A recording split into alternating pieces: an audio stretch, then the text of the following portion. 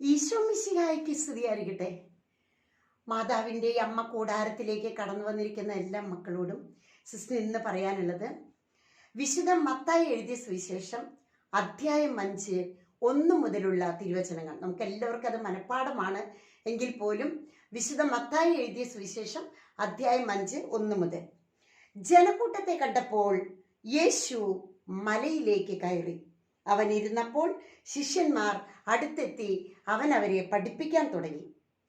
ആത്മാവിൽ ദരിദ്രരായവർ ഭാഗ്യവാന്മാർ, സ്വർഗരാജ്യം അവരുടേതാണ്. വിലപിക്കുന്നവർ ഭാഗ്യവാന്മാർ, അവർ ആശ്വസിപ്പിക്കപ്പെടും. ശാന്തശീലർ ഭാഗ്യവാന്മാർ, അവർ ഭൂമി കൈവശമാക്കും. നീതിക്ക് വേണ്ടി വിശക്കുകയും ദാഹിക്കുകയും ചെയ്യുന്നവർ ഭാഗ്യവാന്മാർ, അവർക്ക് സംതൃപ്തി ലഭിക്കും. കരുണയുള്ളവർ ഭാഗ്യവാന്മാർ, അവർക്ക് കരുണ ലഭിക്കും. ഹൃദയശുദ്ധിയുള്ളവർ ഭാഗ്യവാന്മാർ, അവർ ദൈവത്തെ കാണും. സമാധാനം സ്ഥാപിക്കുന്നവർ ഭാഗ്യവാന്മാർ, അവർ ദൈവപുത്രന്മാരെന്ന് വിളിക്കപ്പെടും.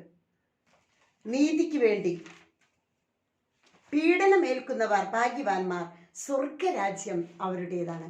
പ്രിയപ്പെട്ടവരെ, നമ്മൾ ഈ മാതാവിൻ്റെ കൂടാരത്തിലേക്ക് ഇപ്പോൾ ഇന്ന് വന്നപ്പോൾ നമ്മൾക്ക് ജീവിതത്തിലെ ഏറ്റവും അധികം ശക്തി നൽകുന്ന അല്ലെങ്കിൽ ആശ്വസിപ്പിക്കപ്പെടുന്ന ദൈവവചന ഭാഗമാണ് വിശുദ്ധ മത്തായി എഴുതിയ സുവിശേഷം അധ്യായം 5 1 മുതലുള്ള തിരുവചനങ്ങൾ.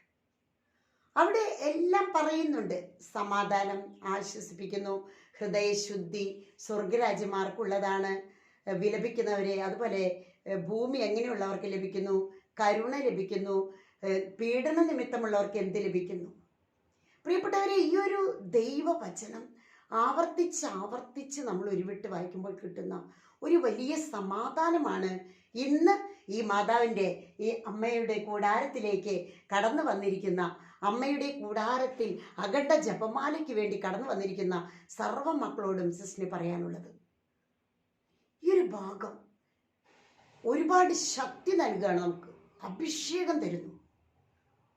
പരിശുദ്ധ അമ്മയുടെ ശക്തമായ സാന്നിധ്യം ഇപ്പോൾ അനുഭവിച്ചു കൊണ്ടിരിക്കുന്ന, അമ്മയെ ഒരുപാട് സ്നേഹിക്കുന്ന മക്കളാണ് ഈ കൂടാരത്തിലേക്ക് കടന്നു വന്നിരിക്കുന്നത്. ഒരുപാട് സന്തോഷമുണ്ട്, വലിയ ആനന്ദം തോന്നുകയാണ് നിങ്ങളെയൊക്കെ കാണുമ്പോൾ. ഈ ഒരു ഭാഗം ഇന്ന് നമ്മൾ ഒരുപാട് സമയം നിങ്ങൾ പുറത്തിറങ്ങി ഈ അമ്മയുടെ കൂടാരത്തിലിരുന്നോ, കൂടാരത്തിന് പുറത്ത് ഇവിടേക്ക് ഇരുന്നിട്ട് ഈശോയുടെ അടുത്തൊക്കെ പോയിരുന്ന് നിങ്ങൾക്കിത് ആവർത്തിച്ച് വായിച്ച് ധ്യാനിച്ച് നമുക്ക് കൂടാരത്തിലേക്ക് വീണ്ടും കടന്നു വരാം.